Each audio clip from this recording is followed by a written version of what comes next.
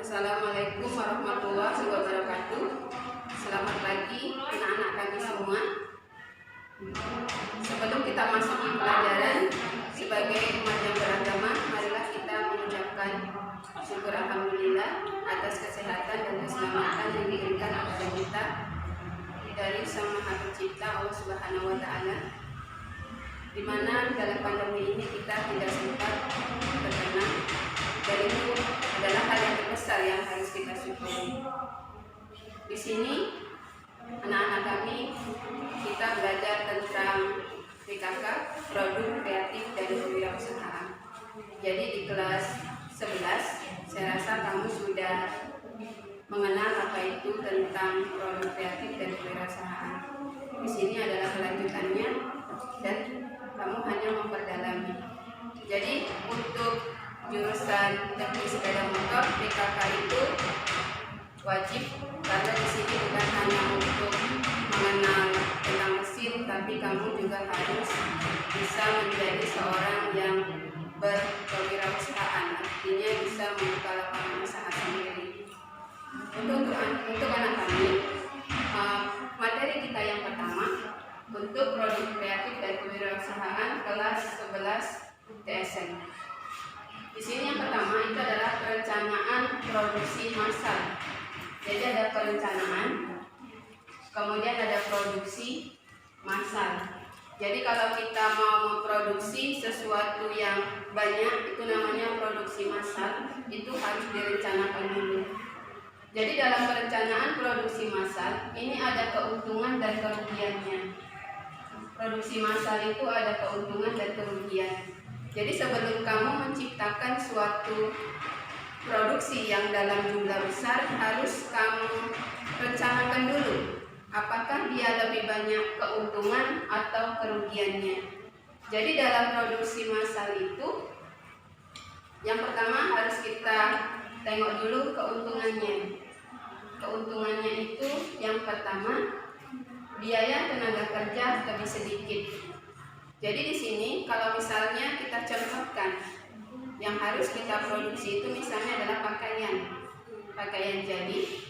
Misalnya di sini adalah pakaian jadi. Jadi kalau kita memproduksi pakaian jadi dalam jumlah banyak, itu biaya tenaga kerja lebih sedikit. Artinya apa? Untuk membuat polanya itu dalam satu kali cetak, jadi tidak perlu banyak-banyak. Jadi dia biaya sedikit. Kemudian untuk mengguntingnya, misalnya mau sudah dibikin pola, kemudian bahannya digunting, itu bisa sekali gunting. Jadi tidak membutuhkan tenaga kerja yang lebih banyak. Itu arti dari biaya tenaga kerja lebih sedikit. Kemudian tingkat produksi cepat. Jadi dia bisa diproduksi dalam jumlah sekaligus, dalam jumlah banyak. Jadi tidak satu-satu. Jadi dalam satu cetakan itu bisa untuk satu model misalnya. Jadi tingkat produksinya cepat. Kemudian sedikit pengeluaran. Jadi ini pengeluaran biasanya untuk pengeluaran awal atau pengeluaran dalam, kalau khusus untuk pakaian jadi misalnya untuk polanya, untuk cara memotongnya dan sebagainya, itu bisa sekaligus. Ini misalnya kalau contohnya untuk pakaian. Ini contohnya. Nanti anak-anak kami bisa memberi contoh yang lain. Jadi kamu minatnya di mana, kamu bikin apa yang bisa kamu produksi dalam bentuk massal. Kemudian kerugiannya. Ini kerugiannya. Nanti kita bandingkan, dia lebih banyak keuntungannya atau kerugiannya. Kalau dia lebih banyak kerugiannya, tidak usah dilanjutkan. Jadi untuk apa kita buka usaha kalau untuk rugi? Jadi tidak ada mau orang yang merugi. Jadi kerugiannya yang pertama, sumber daya yang terbuang. Jadi sumber daya yang terbuang ini artinya itu peminatnya sedikit. Misalnya kita bikin baju gamis misalnya, jadi khusus peminatnya ini adalah perempuan. Jadi kalau kita bikin untuk satu remaja, jadi khusus untuk perempuan remaja saja. Jadi dia tidak mencakup laki-laki, tidak mencakup anak-anak, jadi dia banyak yang terbuang. Kemudian yang kedua, tidak ada jaminan. Tidak ada jaminan ini artinya apakah produk ini bisa habis total atau tidak, karena kita produksi dalam jumlah yang banyak, jadi tidak tergantung dari permintaan, sehingga tidak bisa kita pastikan apakah orang tersebut bisa membutuhkan apa yang kita produksi. Kemudian yang selanjutnya, banyak biaya untuk bahan. Banyak biaya untuk bahan. Jadi kalau misalnya pakaian yang kita produksi dalam jumlah yang banyak, dengan satu model, dengan satu peminat, sehingga banyak biaya yang kita gunakan, sehingga peminatnya itu sedikit. Jadi tidak mencukupi untuk bisa habis gitu. Kemudian yang terakhir, produk kurang beragam. Jadi kalau produksi massal itu karena satu model yang kita bentuk, jadi produknya itu aja. Itu dari kekurangan dari produksi massal. Jadi di sini saya rasa kalau masih untuk pengusaha yang awal, artinya yang masih memulai, pada contohnya anak-anak kami misalnya yang mau memulai usaha, misalnya jangan dulu dalam produksi massal.